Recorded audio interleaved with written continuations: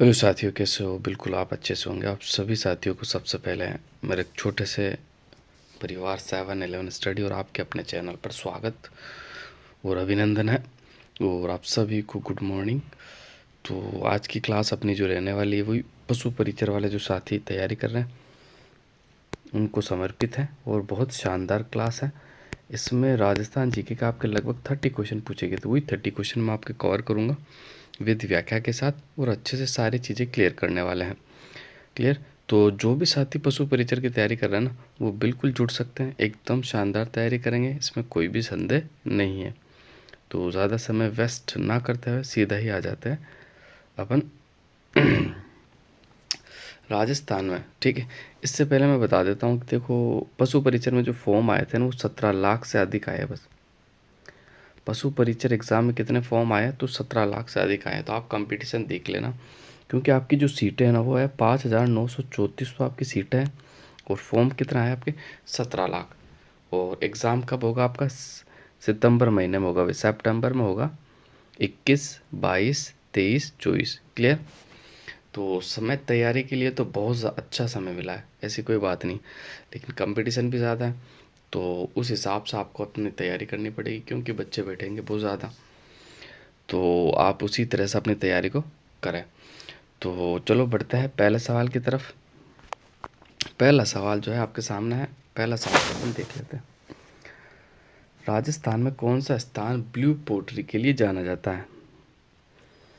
अलवर भी नहीं है, टोंक भी नहीं है, भरतपुर भी नहीं। इसका जो राइट आंसर हो जाएगा ऑप्शन नंबर बी आपका बिल्कुल राइट आंसर हो जाएगा। जयपुर जो है आपका, ये ब्लू पोट्री के लिए जाना जाता है। क्लियर?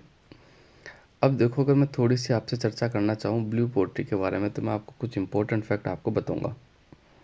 देखो, ब्लू पोट्री जो है ना आपकी, ये जो है राजस्थान की हस्तकलाओं में शामिल होती है। ठीक है, और इसकी मैं बात करूँ तो ब्लू पोट्री में क्या होता है, देखो, मिट्टी से बनी जो कलाएँ होती हैं ना उसे पॉटरी कहा जाता है। भाई, मिट्टी से बनी हुई जो आपकी कलाएँ होती है उसे क्या कहते हैं? पॉटरी कहते हैं। या यूँ समझ लो, मिट्टी से बना हुआ बर्तन, ठीक है, उसे क्या कहते हैं? पॉटरी। अब देखो, मैं आपको बता देता हूँ ब्लू पोट्री के बारे में। ब्लू पोट्री जो है ना, ब्लू पोट्री आपकी, ये पोट्री आपके पर्सिया ईरान से लाई गई। कहाँ से लाई गई भाई? Persia Iran. पर्सिया ईरान से लाहौर आई थी। कहाँ आई थी? लाहौर, जो कि वर्तमान में ये पाकिस्तान में पड़ता है। लाहौर से जो आमेर लाए थे वो लाए थे राजा मानसिंह प्रथम। कौन लाए थे भाई? राजा मानसिंह प्रथम। ये सवाल कई बार एग्जाम में आपका पूछा गया कि ब्लू पोट्री को लाने का जो श्रेय जाता है वो किसे जाता? राजा मानसिंह प्रथम। ठीक है, मैं मिर्जा राजा मानसिंह की बात कर रहा हूँ, सवाई राजा मानसिंह की बात नहीं कर रहा हूँ। अच्छे से सुनना आप। और देखो, मैं आपको बता देता हूँ, ब्लू पोट्री आपके जयपुर की फेमस है। क्लियर? ब्लू पोट्री में देखो क्या क्या होता है, मैं आपको बताता हूँ। एक तो आपका हरा कांच मिलाया जाता है। हरा कांच के अलावा क्वार्ट्ज पाउडर, क्वार्ट्ज पाउडर होता है ना, वो मिलाया जाता है।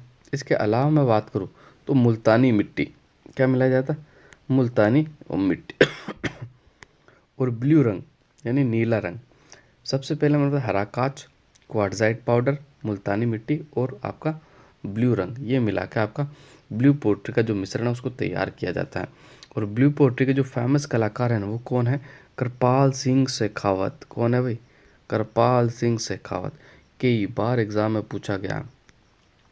अब ये कृपाल सिंह शेखावत है ना, इन्होंने ही ब्लू पोट्री को देश विदेश में पहचान दिलाई थी और इसी कारण इन्हों को पद्म श्री पुरस्कार भी मिला है। कौन सा पुरस्कार? पद्म श्री पुरस्कार इन्हें दिया गया। कब दिया गया ये भी आपको याद रखना, 1974 में दिया गया। कब दिया गया भाई? 1974 में ना पद्म श्री, ये भी पूछा हुआ सवाल है।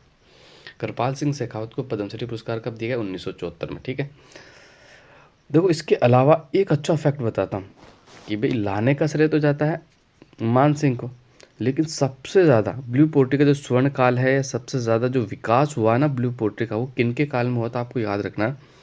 राम सिंह द्वितीय, जयपुर के जो आपके शासक हुए राम सिंह सेकंड, इनके काल के अंदर आपका सबसे ज़्यादा विकास हुआ था ब्लू पोट्री का। क्लियर?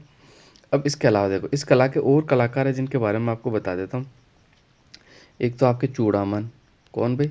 चूड़ामन। क्लियर? एक मैं बात कर लेता हूँ कालू राम। कौन सा राम? कालू राम। कालू राम के अलावा बात कर लूँ तो अनिल।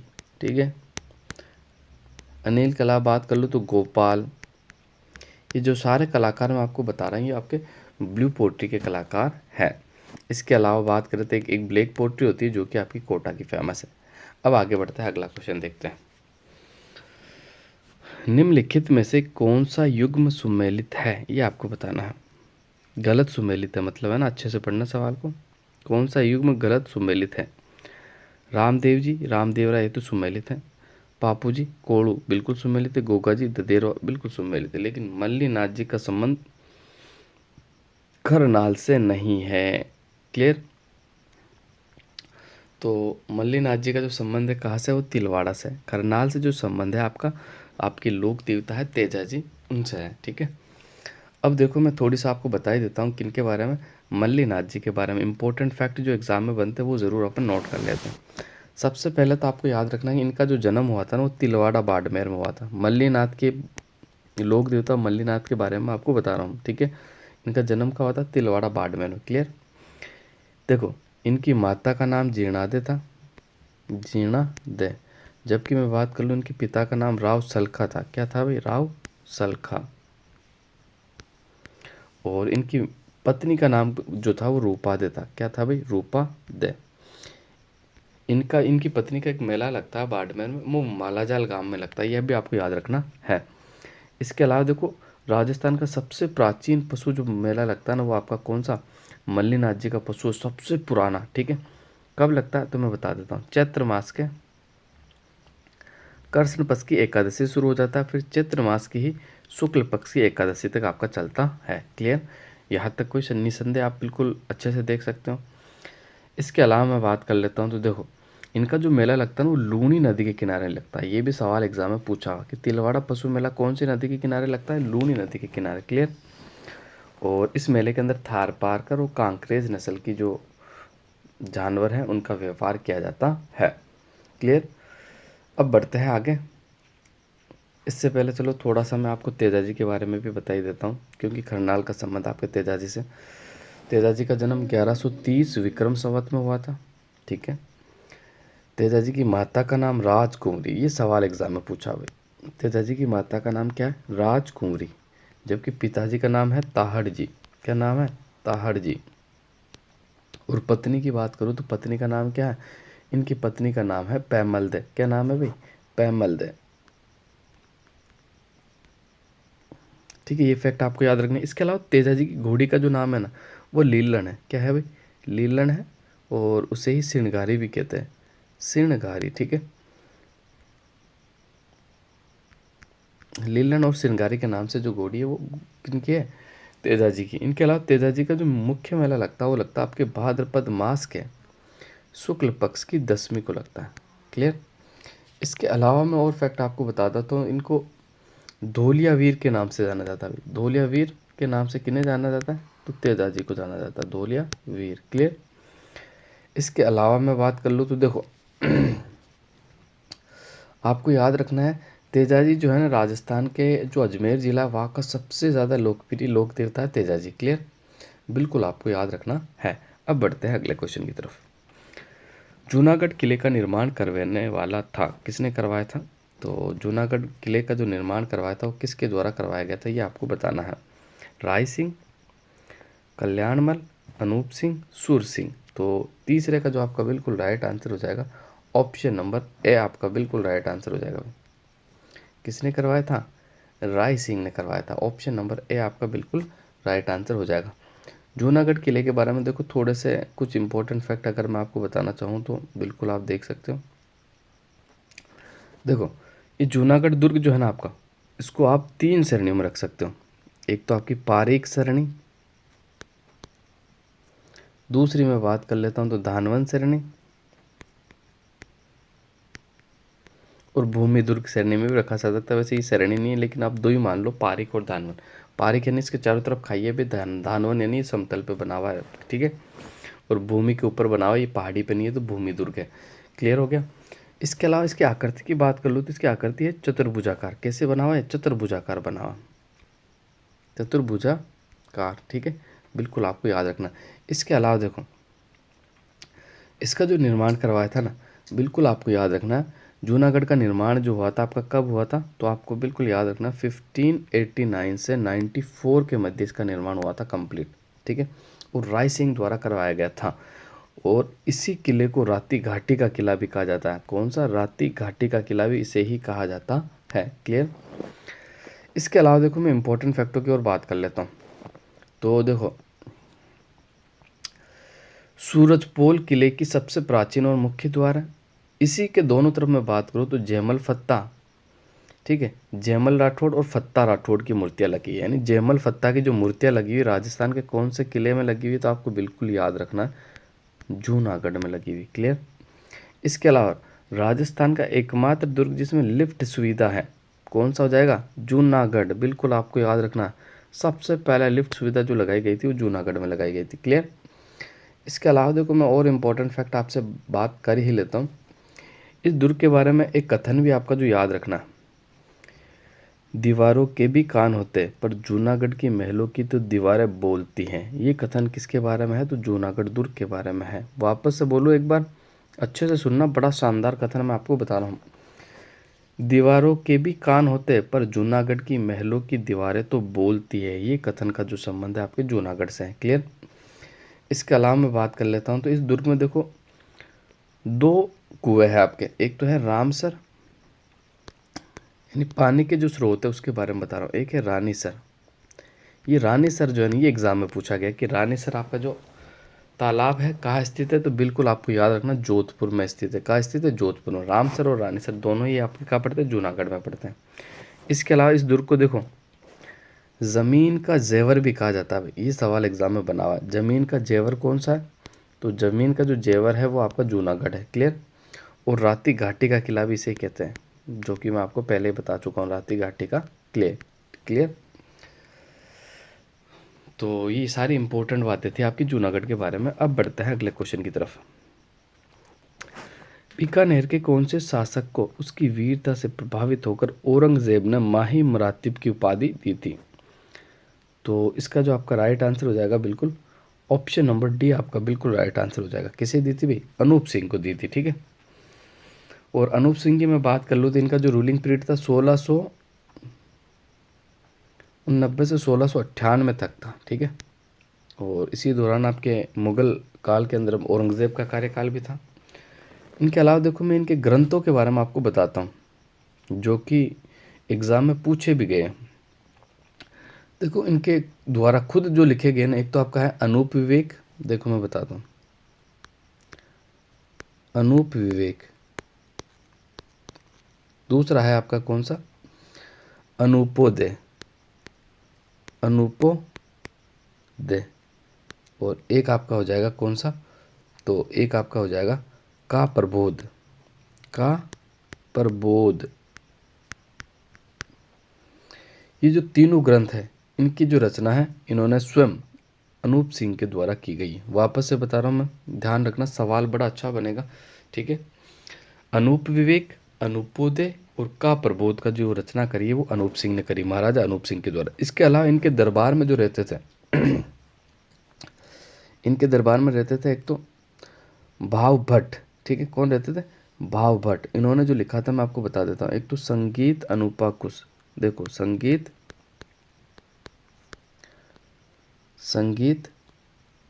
अनुपा कुश, संगीत अनुपा कुश। क्लियर। एक जो लिखा था इन्होंने लिखा था संगीत अनूप संगीत रत्नाकर, अनूप संगीत रत्नाकर। क्लियर। और एक इनका जो ग्रंथ था वो कौन सा था? तो अनूप संगीत विलास। कौन सा था? अनूप संगीत विलास। क्लियर। अनूप संगीत विलास।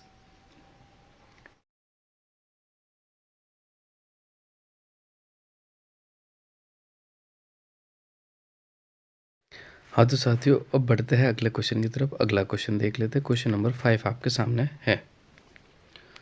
क्वेश्चन नंबर 5 क्या कहता है तो देख लेते हैं। डूंगरपुर राज्य में गुहिल राजवंश का संस्थापक कौन था? ठीक है। ये आपको बताना कि डूंगरपुर राज्य में जो गुहिल राजवंश है उसका संस्थापक कौन था।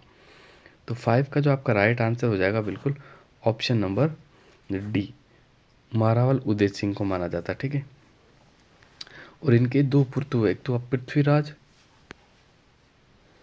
पृथ्वीराज, इनके दो पुत्र थे, एक तो पृथ्वीराज, दूसरा आपका जगमाल। ठीक, इन्होंने रहते रहते देखो पृथ्वीराज को तो डूंगरपुर दे दिया, जगमाल को बांसवाड़ा दे दिया, यानी जो आपका वागड़ राज्य उसके दो टुकड़े कर दिए थे उदय सिंह ने। ठीक है भाई, डूंगरपुर तो किसे दिया था, पृथ्वीराज को दिया था, और जगमाल को बांसवाड़ा दे दिया था। क्लियर। अब बढ़ते हैं अगले क्वेश्चन की तरफ। अगला क्वेश्चन देख लेते हैं। अगला क्वेश्चन ये आपके सामने है, गणेश्वर सभ्यता देश में स्थित है, यानी कौन से जिले में स्थित है आपको बताना है। गणेश्वर सभ्यता की मैं बात करूं तो इसका जो राइट आंसर हो जाएगा सीकर में स्थित है। ठीक है, नए जिलों के अनुसार बात की जाए तो नीम का थाना में पड़ती है। कहाँ पड़ती, नीम का थाना, और पुराने समय में ये आपके सीकर में आता था नीम का थाना। क्लियर। अब देखो मैं आपको बता देता हूँ, इसकी जो खोज करी थी वो वी.एन. मिश्र ने करी थी। किसने करी थी, वी.एन. मिश्र के द्वारा। कब की गई आपको याद रखना, तो 1977 में की गई थी। ठीक है, क्लियर। जबकि उत्खनन की बात कर ले तो उत्खनन का आर.सी. अग्रवाल ने किया था। किसने करवाया था, आर.सी. अग्रवाल ने। कब, 1977 के अंदर। क्लियर। कौन सी नदी के किनारे है, तो बिल्कुल आपको याद रखना कांतली नदी के किनारे है। क्लियर हो गया। अब देखो मैं आपको बता देता हूँ यहाँ से आपको क्या क्या मिला था। तो यार सबसे पहले तो आपको याद रखना है कि एक ग्रामीण सभ्यता थी। कौन सी सभ्यता थी, एक ग्रामीण सभ्यता थी। क्लियर। दूसरा मैं आपको बता देता हूँ, नदी के दोनों तरफ पत्थर के बांध, विश्व का पहला प्रमाण मिला भाई। ये नदी है और इस नदी के दोनों तरफ पत्थर के बांध बने हुए। यह जो प्रमाण मिला ये आपको गणेश्वर से मिला और दुनिया का एकमात्र प्रमाण है ऐसा। इसके अलावा मैं बात कर लेता हूँ तो देखो यहाँ पर तांबे के बने हुए चाकू, कुल्हाड़ी, तीर, ठीक है, ये सारी चीज़ें यहाँ से मिली है। मछली पकड़ने का कांटा हो गया। इसके अलावा मैं बात कर लूँ तो कांच, कंगा, ठीक है, सुरमादानी, ये सब यहाँ से मिला है। अब देखो इंपॉर्टेंट चीज़ मैं आपको बताता हूँ। एक है आपका ताम्रयुगीन सभ्यताओं की जननी, जो कि गणेश्वर सभ्यता को कहा जाता है। किसे कहा जाता है, गणेश्वर सभ्यता। एक है ताम्रवती नगरी, ध्यान से सुनना, यहाँ बहुत कन्फ्यूजन हो जाता है। ताम्रवती नगरी, और एक है आपका ताम्र नगरी। ताम्रवती नगरी जो है ये किसे कहा जाता है, ताम्रवती नगरी आपको आहड़ सभ्यता को कहा जाता है। ताम्र नगरी आपकी खेतड़ी झुंझुनू को किसे कहा जाता है, खेतड़ी झुंझुनू को ताम्र नगरी के नाम से जाना जाता है। और ताम्रवती नगरी जो है आहड़ सभ्यता को कहा जाता है। और ताम्रयुगीन सभ्यताओं की जननी गणेश्वर सभ्यता को कहा जाता है। क्लियर। अब बढ़ते हैं आगे, अगला क्वेश्चन देखते हैं। उदयपुर राज्य में डाकन प्रथा पर प्रतिबंध कब लगाया गया, तो इसका जो आपका राइट आंसर हो जाएगा 1950, 1953, सॉरी 1850, 1853, 1855, 1858। तो ऑप्शन नंबर बी आपका बिल्कुल राइट आंसर हो जाएगा। 1853 को डाकन प्रथा पर प्रतिबंध लगाया था। इस समय जो शासक थे ना वो स्वरूप सिंह थे। मेवाड़ के जो राजा थे कौन थे, स्वरूप सिंह।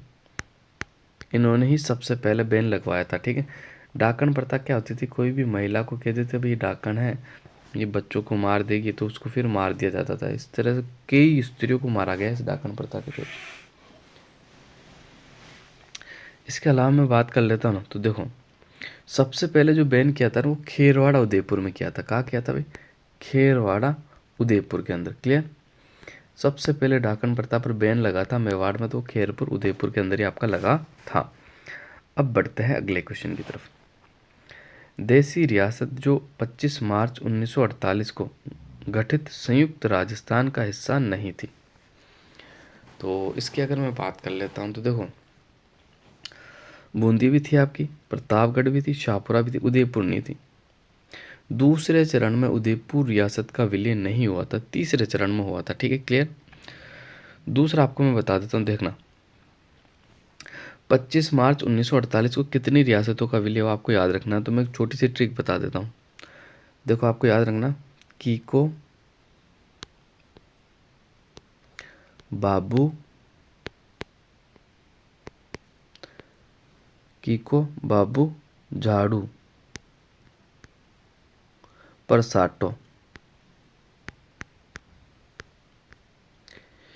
कीको बाबू झाड़ू प्रसाटो, ये ट्रिक आपको याद रखनी है। इस ट्रिक से आप अच्छे से सारी रियासतों के नाम याद रख सकते हो। कैसे? की से किशनगढ़, को से कोटा, बा से बांसवाड़ा, बू से आपका क्या हो जाएगा? बूंदी, प्रे से प्रतापगढ़, शाह से शाहपुरा, टो से टोक, जा से झालावाड़, डू से डूंगरपुर। तो ये जो 9 रियासतें थी आपकी, ठीक है। कितनी रियासत हो गई भाई? 9 रियासत हो गई। 4 4 हाँ 6 9 रियासत हो गई। इन 9 रियासतों का जो विलय हुआ था आपका राजस्थान के एकीकरण के दूसरे चरण में हुआ था। बिल्कुल आपको याद रखना है।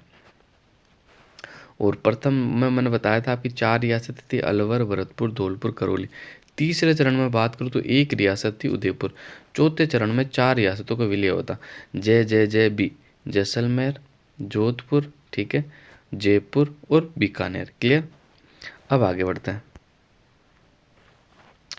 बिजोलिया किसान आंदोलन के दौरान प्रवर्तित विद्या प्रचारिणी सभा के प्रवर्तक थे। कौन थे? आपको बताना है। तो इसका जो आपका सही आंसर हो जाएगा राम नारायण चौधरी, विजय सिंह पथिक, माणिक्यलाल वर्मा, जमनालाल बजाज। 9 का जो राइट आंसर हो जाएगा आपका Vijay Singh Pathik. Option number B जो है आपका बिल्कुल राइट आंसर हो जाएगा। क्लियर? निम्नलिखित में से किसने राजपुताना की देसी रियासतों के साथ 1817-18 के अधीन संधि की बातचीत की थी? तो 10 का जो राइट आंसर हो जाएगा आपका ऑप्शन नंबर है चार्ल्स मैटकोफ।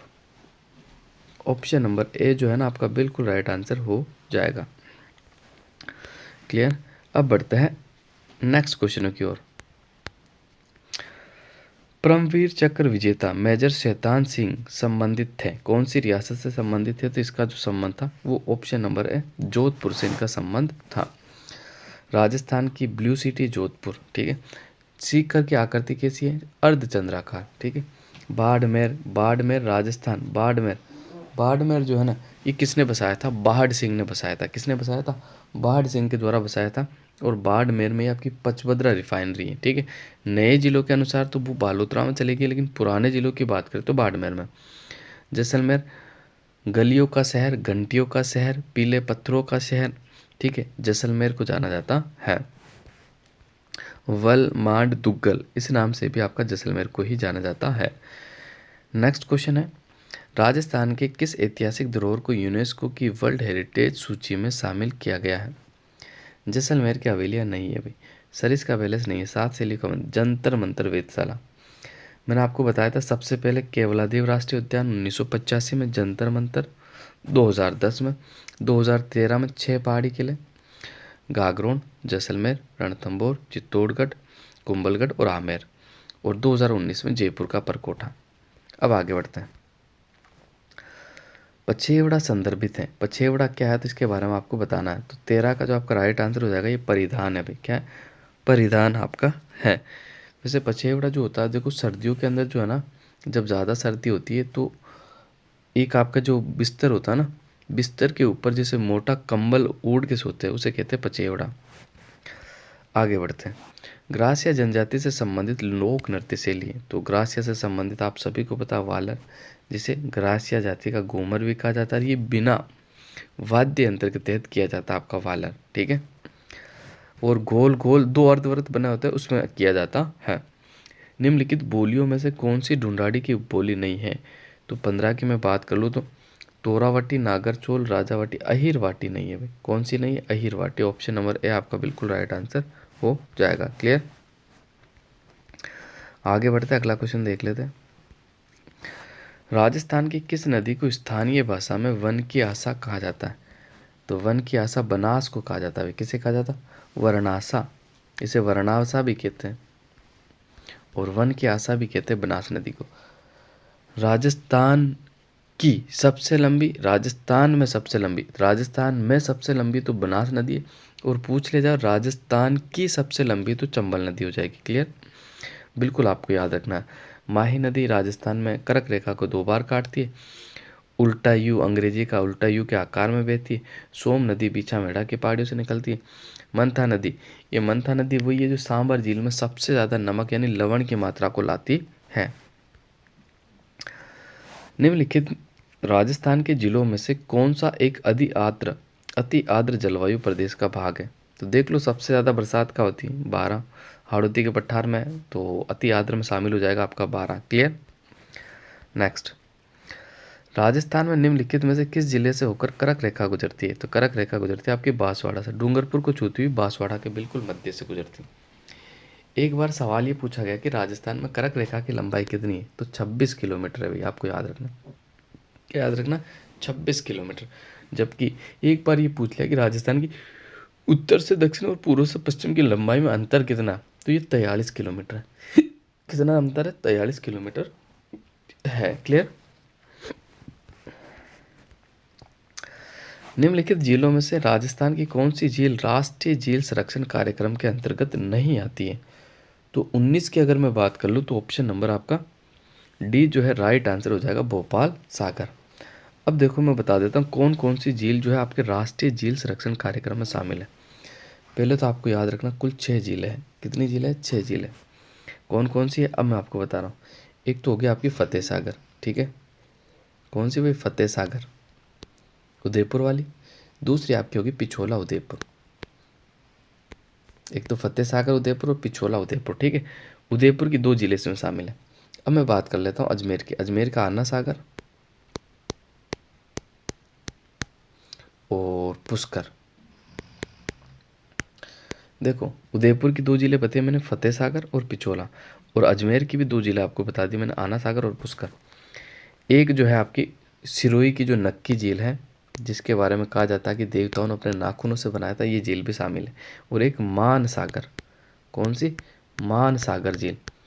ये झील भी आपके बिल्कुल राष्ट्रीय झील संरक्षण योजना के तहत शामिल है। अब बढ़ते हैं अगला क्वेश्चन। अगला क्वेश्चन आपके सामने है 20वां क्वेश्चन। नाल हवाई अड्डा अवस्थित है, कहाँ अवस्थित है आपको बताना है? जैसलमेर, बीकानेर, जालोर, सिरोही। तो 20 का जो राइट आंसर हो जाएगा आपका बीकानेर में पड़ता है। नाल हवाई अड्डा आपका कहाँ पड़ता है? बीकानेर के अंदर पड़ता है। अब बढ़ते हैं अगला क्वेश्चन। JFM का पूरा नाम क्या है?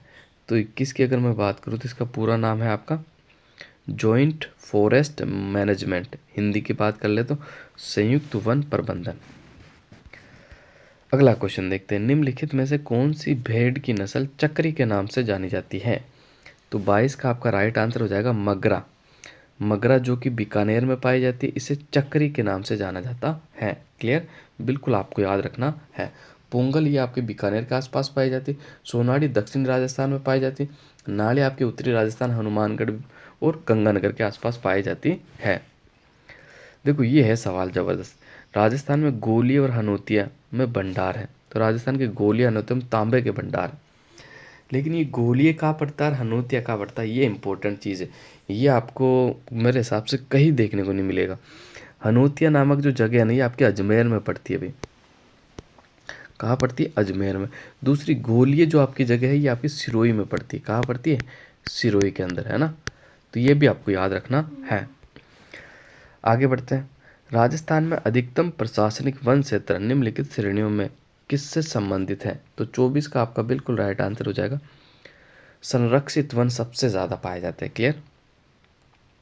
अब देखो वर्तमान रिपोर्ट के अनुसार मैं बात करूँ तो राजस्थान में जो आरक्षित वन है वो 37.05% है।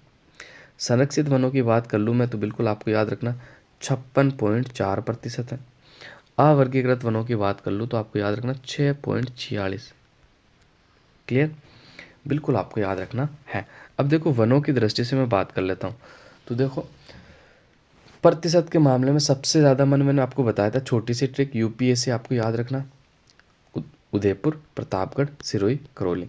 और क्षेत्रफल की दृष्टि से सबसे ज़्यादा वन जो पाए जाते हैं UAPB, उदयपुर, अलवर, प्रतापगढ़, 12। अब मैं आपको बता देता हूँ, देखो बिल्कुल प्रतिशत की दृष्टि से सबसे कम वन कहाँ पाए जाते हैं? प्रतिशत की दृष्टि से सबसे कम वन आपके कहाँ पाए जाते हैं? तो बिल्कुल आपको याद रखना जोचू, JB, ये वाली ट्रिक आपको याद रखनी। जोधपुर, चूरू, जैसलमेर और बीकानेर। क्लियर? ये प्रतिशत की दृष्टि से कम हो गया। जबकि एरिया की दृष्टि से सबसे कम वन कहाँ पाया जाता है? तो आपको याद रखना चूहा जोगा, चूरू, हनुमानगढ़, जोधपुर, गंगानगर। तो ये 4 मैंने छोटी छोटी ट्रिकें बताई, बिल्कुल याद रखना। एग्जाम में यही से सवाल पूछता। कैसे सवाल?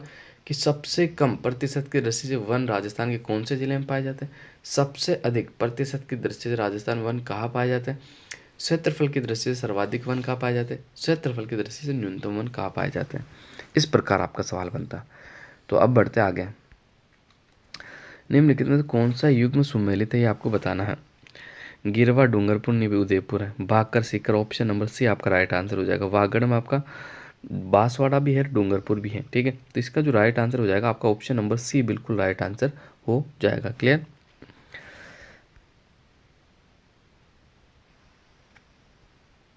Sorry guys, sorry sorry sorry, गलती होगी, गलती होगी। वागड़ आपका बिल्कुल सही है, वागड़ आपका बांसवाड़ा आता है, ठीक है। भाकर तो सिरोही में पड़ती है, मैंने सी करके दिया है ना, मैं सोचा गलती हो रही कहीं। भाकर जो है सिरोही की जो कटी फटी पहाड़ियाँ उसे कहते हैं। गिरवा तस्तरी नुमा जो पहाड़ियाँ उदयपुर के अंदर उसे कहा जाता है, ठीक है। और बांगर, बांगर में आपका शेखावटी क्षेत्र के जिले आते हैं, ना कि आपका बूंदी आता है। क्लियर। अब बढ़ते हैं अगले क्वेश्चन की तरफ। अगला क्वेश्चन देख लेते हैं। ये रहा आपका, निम्नलिखित में से कौन सा फसल सफ़ेद सोना के नाम से जानी जाती है। तो कपास, रुई आपकी सफ़ेद होती है, तो सफ़ेद सोना किसे कहते हैं, कपास को सफ़ेद सोना कहा जाता है। बिल्कुल आपको याद रखना है। राष्ट्रीय शुष्क बागवानी अनुसंधान संस्थान निम्नलिखित में से किस स्थान पर स्थित है। तो 27 का जो आपका सही आंसर हो जाएगा, ये बीकानेर में पड़ता है। कहाँ पड़ता है, बीकानेर में पड़ता है। अभी इस जो सभी साथी मेरी क्लास देख रहे हैं, इनको मैं कहूँगा कि राष्ट्रीय शुष्क बागवानी अनुसंधान संस्थान की स्थापना कब हुई, कमेंट करके मुझे ज़रूर बताएं। अगला क्वेश्चन देखते हैं। अडवाणा बांध राजस्थान के किस जिले में स्थित है। तो अडवाण बांध आपका बिल्कुल भीलवाड़ा में पड़ता है। ऑप्शन नंबर डी जो है आपका बिल्कुल राइट आंसर हो जाएगा। निम्नलिखित में से किसे मरुगंगा कहा जाता है। तो 29 का जो आपका बिल्कुल सही आंसर हो जाएगा, इंदिरा गांधी नहर को मरुगंगा कहा जाता है। आज के आखिरी क्वेश्चन की बात कर लेते हैं। राजस्थान के नागौर, पाली, बाड़मेर, जैसलमेर जिलों में मुख्यतः कौन सी मृदा पाई जाती है। तो 30 का जो आपका राइट आंसर हो जाएगा, बलुई मृदा। कौन सी मृदा पाई जाती है, बलुई मृदा, जिसे इंग्लिश में कहते हैं सैंडी मृदा। क्लियर। तो ये बलुई मृदा जो आपकी पाई जाती है, बिल्कुल आपको याद रखना कहाँ पाई जाती है, ये आपके नागौर, पाली, बाड़मेर और जैसलमेर के अंदर पाई जाती है। तो आज के लिए बस इतना ही, मिलते हैं नेक्स्ट क्लास में। तो आप सभी साथियों को जय हिंद।